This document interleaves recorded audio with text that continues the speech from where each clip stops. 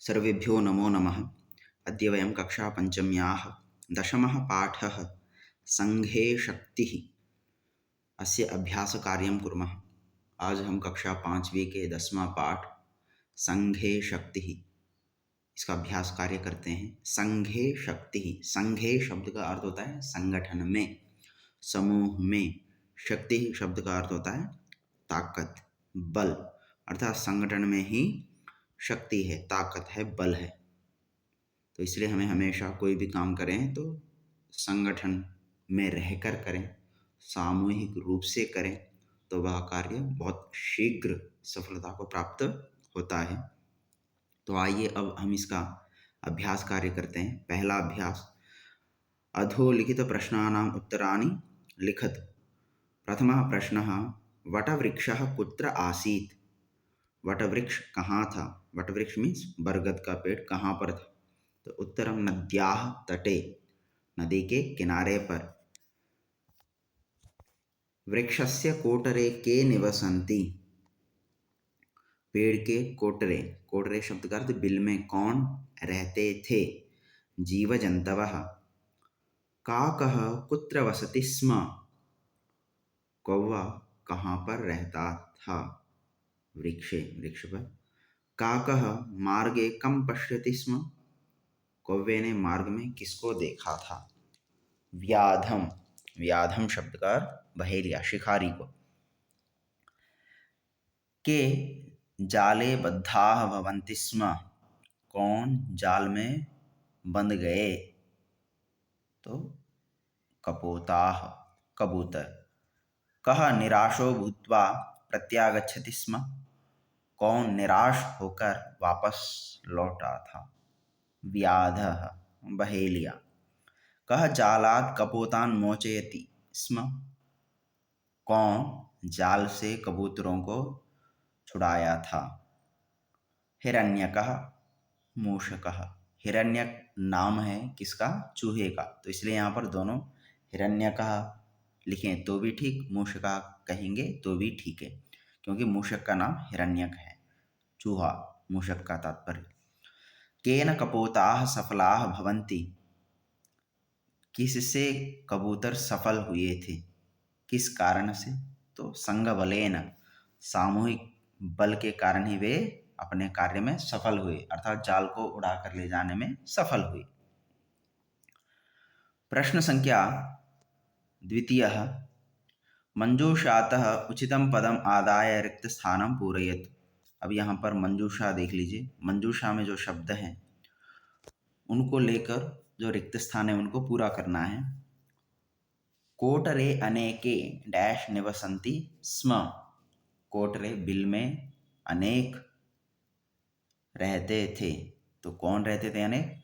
तो उत्तर है जीवजंतवः, क्योंकि यहाँ पर ऊपर मंजूषा दी हुई है तो मंजूषा शब्दों का अर्थ समझिए। व्याधम शब्द का अर्थ होता है बहेलिया को, शिकारी को। आदाय लेकर, कर्तयित्वा काटकर। जीवजंतवः, जीवजंतु प्राणी। लघुपतनकः, यह चूहे का नाम जैसे अभी पहले प्रश्न में पढ़ा। मार्गे सह एकम डैश पश्यति स्म? मार्ग में वह एक को देखा था। किसको देखा था? तो व्याधम। काकस्य नाम डैश आसीत? कौवे का नाम था, क्या था? लघुपतनकः। कपोताः जालम डैश उत्पतन्ति? आदाय, कबूतर जाल को लेकर उड़ गए। तो हिरण्यकः जालम डैश मोचयति स्म? हिरण्यक माने चूहा जाल को छुड़ाया था। तो कर्तयित्वा, काटकर, जाल को काटकर उन सभी प्राणियों को अर्थात कबूतरों को छुड़ाया। प्रश्न संख्या तृतीयः, अधोलिखितानाम् अव्ययपदानां सहायतया रिक्तस्थानानि पूरयतु। तो अधोलिखित जो अव्यय पद हैं उनको लेकर रिक्त स्थानों को पूरा करना है। तो देखिए यहाँ पर पहला बोला डैश कपोताः जालबद्धाः भवन्ति स्म? कबूतर जाल में बंध गए थे। इत्थम, इत्थम माने ऐसे, इस प्रकार से। एकदा एक बार, एव ही, अपि भी, इत्थम, ऐसा। तो ऐसे कबूतर जाल में बंध गए थे। कैसे? कि जिह्वा लोलुपता के कारण सभी के सभी कबूतर नीचे चावल खाने के लिए नीचे बैठ गए, और जैसे ही नीचे बैठ गए उस जाल में फंस गए।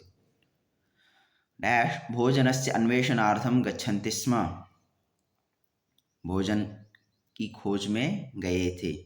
एकदा एक बार, जो कबूतर सारे के सारे भोजन की खोज में गए थे। व्याधः डैश तेषां पृष्ठतः धावति स्म, बहेलिया उनके पीछे पीछे दौड़ा था। अपि, क्योंकि व्याध भी उनके पीछे पीछे दौड़ा था। सह डैश जालम कर्ता इष्यति, एव वो ही जाल को काटेगा।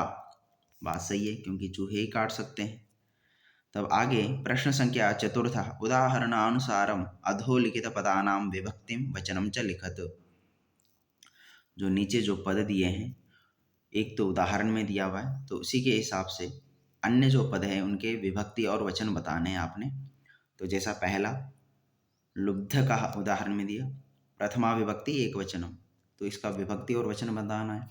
तो लुब्ध का शब्द का अर्थ होता है शिकारी या लालची, लोभी, ये अर्थ होते हैं। अन्वेषणम, अन्वेषणम का तात्पर्य खोज, तो यह प्रथमा और द्वितीय विभक्ति एक वचन में बनता है। पथिकाह, ये पथिक शब्द है, तो इसका प्रथमा विभक्ति बहुवचन है। तंडुलान, तंडुल शब्द है, तो इसका द्वितीय विभक्ति बहुवचन में बनता है। कपोतैः, कपोत शब्द है, इसका तृतीय विभक्ति बहुवचन में कपोतैः शब्द बनता है। और अंतिम प्रश्न है बच्चों, संघे शक्ति इति कथायाः सारांशं स्वमातृभाषायां लिखित्वा सज्जपट्टे स्थापयतु। संघे शक्ति जो पाठ है आपने पढ़ा, उसकी कथा जो है वो अपनी मातृभाषा में, जिसकी जो जो मातृभाषा है, कोई हिमाचली है, कोई कश्मीरी है, कोई हिंदी वासी हैं, तो वे अपने अपने मातृभाषा में इस कथा को एक चार्ट पेपर पर लिखकर लाना है। और अंतिम एक छोटा सा एक सूचना है आप लोगों के लिए, आलोक, आलोक मतलब एक सूचना, एक निर्देश है। वर्तमान कालिक क्रिया के साथ स्म जोड़कर प्रयोग करने से उसके अर्थ का बोध भूतकाल में होता है। ठीक है, ये तो समझ में आया होगा। तो जैसे उदाहरण के लिए लेते हैं, जैसे पठति शब्द का अर्थ होता है पढ़ता है या पढ़ रहा है, परंतु इसका ठीक पठति स्म, स्म उसके साथ जोड़ने से अर्थ पूरा का पूरा बदल जाता है, पढ़ता था। तो जो है था में बदल गया स्म जोड़ने से। लिखति, लिख रहा है या लिखता है, तो इसके साथ ये स्म जोड़ दिया तो लिखा था या लिख रहा था। गच्छति, जाता है या जा रहा है, गच्छति स्म, गया था, जा रहा था। खादति, खा रहा है, खाता है, खादति स्म, खाता था या खाया था। तो बच्चों धन्यवाद। इस वीडियो को लाइक, कमेंट्स और शेयर करें, और अन्य वीडियोस को देखने के लिए इस चैनल को ज़रूर सब्सक्राइब करें। फिर एक बार धन्यवाद।